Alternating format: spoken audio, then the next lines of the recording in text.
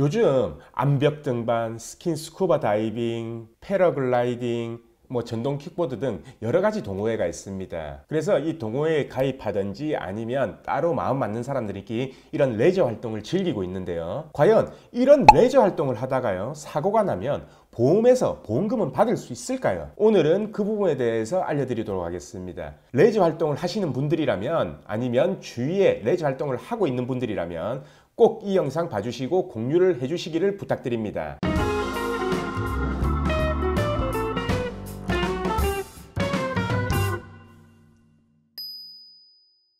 안녕하세요. 매일 새로운 정보를 드리는 채널 보상가 배상TV입니다.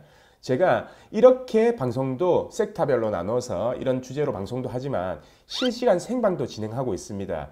그 생방에서는요, 댓글로 궁금증을 물어보셔도 되고요, 아니면 저희 보상가 배상 네이버 카페에 여기에 올라온 질문들을 중점적으로 제가 하나하나 전부 다 설명을 드리고요, 그리고 전화 연결 등을 통해서 궁금증을 해결해 드리겠습니다. 그래서 실시간 방송이 예고가 되면은 꼭 참여해 보시기를 추천드립니다. 저희 사무실에서요, 이 스킨 스쿠버 관련, 그리고 이 윤차 관련, 이 레저 활동 관련으로 소송을 몇 건 진행했었는데요.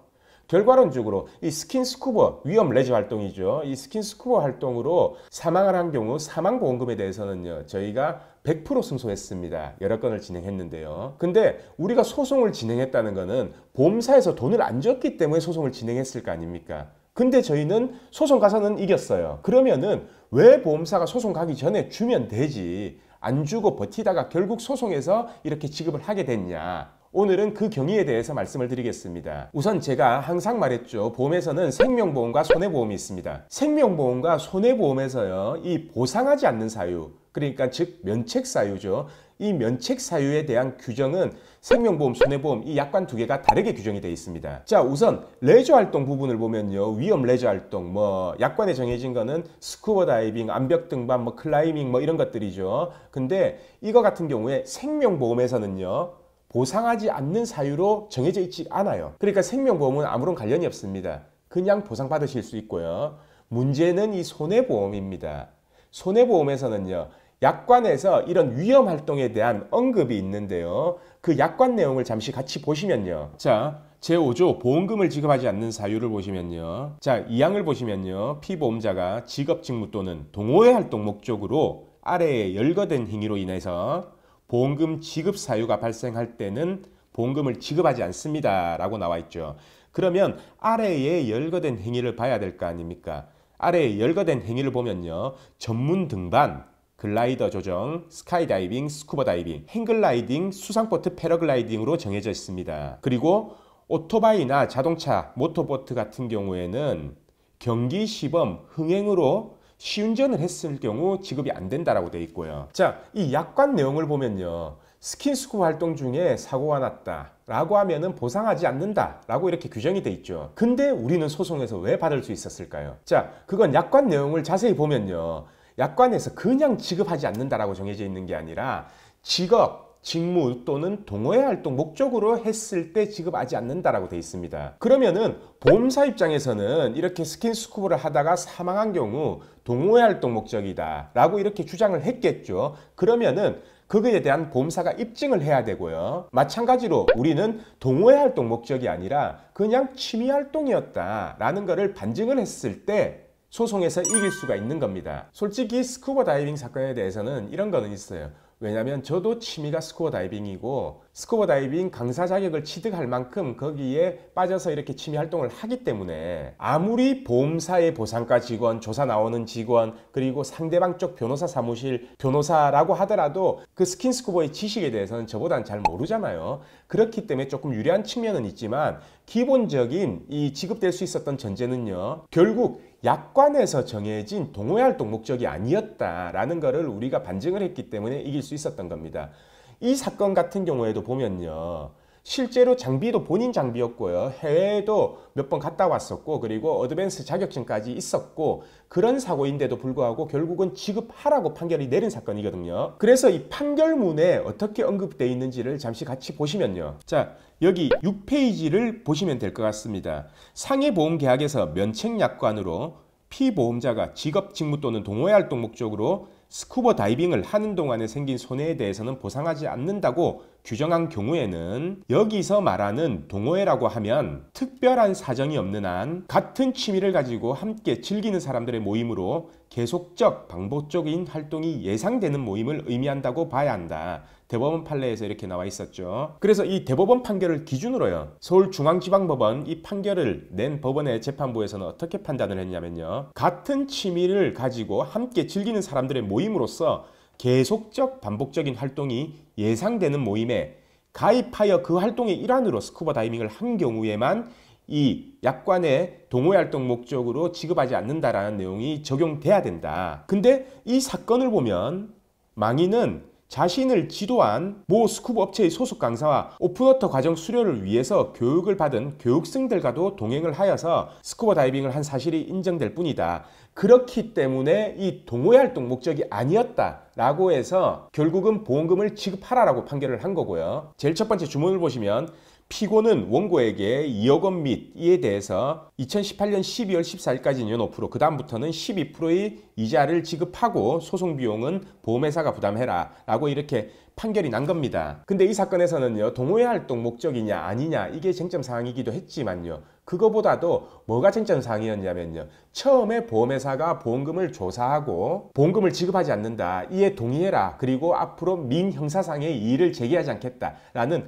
부재소 합의를 받아버린 겁니다. 저희가 영상에서 설명드렸었죠. 보험사가 가지고 오는 이 서류는 절대 사인하면 안 된다라는 그 영상에서 이미 설명을 드렸었는데요. 결국은 이 소송에서도 그게 쟁점이 됐던 거예요. 아니, 보험금도 안 주고 딸한테 어떻게 설득을 했냐면요, 어머니가 이렇게 동호회 활동에 가입돼 있다, 그럼 동호회 활동 목적으로 스쿠버 다이빙을 했기 때문에 자, 약관 보시면은 이런 내용 때문에 지급 안 된다는 게 확인이 되시죠? 이것 때문에 우리 보험사에서는 지급이 안 됩니다.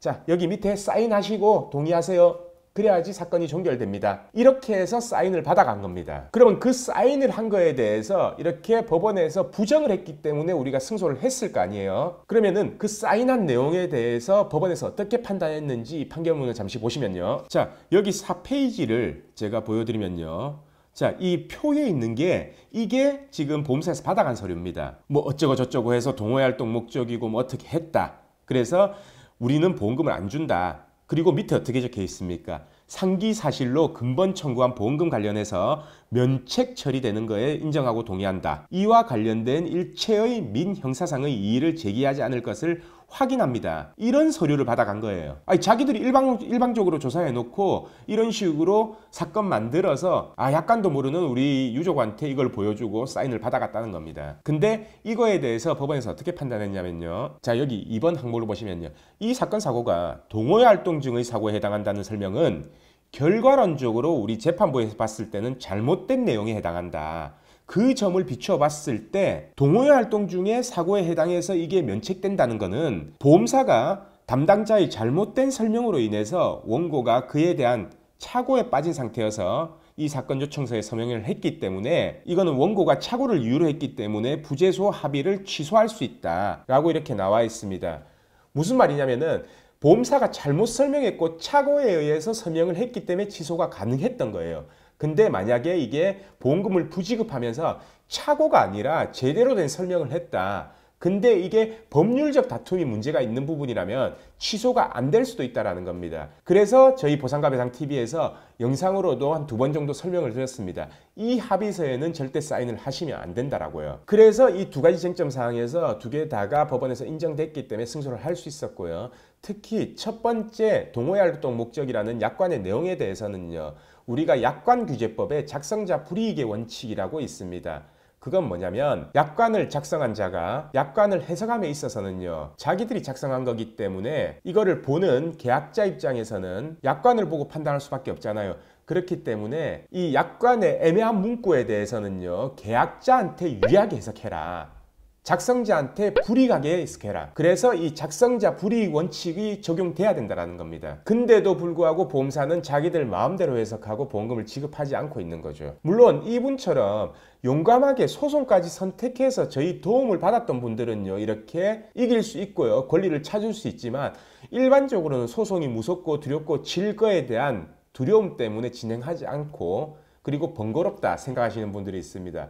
근데요, 소송은요, 변호사가 전부 다 소송을 진행하는 거지 재판장에는 계약자, 의뢰인들은 나올 필요가 없습니다. 그래서 이런 애매모호한 사건들이 발생을 하면요, 꼭 문의를 주셔가지고 거기에 대해서 가능성이라든지 승소 여부를 꼭 판단하셔서 진행하시는 것을 추천드립니다. 자, 보험사와의 분쟁사항 주저없이 저희한테 연락을 주세요. 그러면은 저희가 올바른 방향을 제시를 해드리겠습니다. 그럼 오늘 영상도 여기서 마치고요. 내일도 새로운 주제로 찾아뵙겠습니다. 아참, 그리고 저희가 생방송도 진행을 하고 있기 때문에 생방송도 예고가 된다면 꼭 이용하시면 도움이 될 것 같습니다.